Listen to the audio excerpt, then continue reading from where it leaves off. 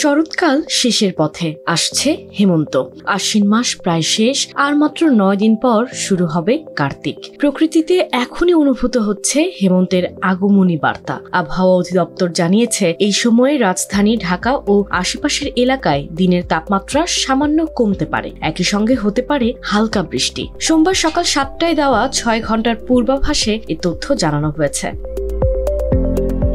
আজ 6 অক্টোবর সকালবেলা ঢাকার আকাশ ছিল মেঘাচ্ছন্ন। মাঝে মধ্যে সূর্যের দেখা মিললেও মেঘের আড়ালে তা দ্রুতই মিলিয়ে গেছে। এর প্রভাবে তাপমাত্রা গতকাল 5 অক্টোবর রোববারের তুলনায় কিছুটা কমেছে।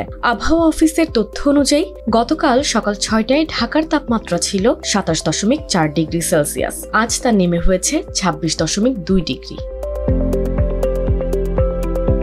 দেশের অন্যান্য অঞ্চলেও বৃষ্টির প্রবণতা লক্ষ্য করা গেছে।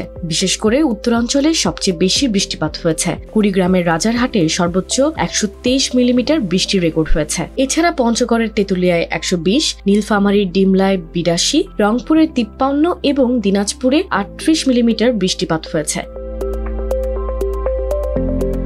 আজকের পূর্বাভাসে বলা হয়েছে, খুলনা, বরিশাল, চট্টগ্রাম ও সিলেট বিভাগের অনেক জায়গায় এবং রংপুর, রাজশাহী, ঢাকা ও ময়মনসিংহ বিভাগের কিছু এলাকায় অস্থায়ীভাবে দমকা হাওয়া সহ হালকা থেকে মাঝারি ধরনের বৃষ্টি অথবা বজ্রসহ বৃষ্টি হতে পারে। একই সঙ্গে দেশের কোথাও কোথাও মাঝারি ধরনের ভারী বর্ষণের সম্ভাবনাও রয়েছে।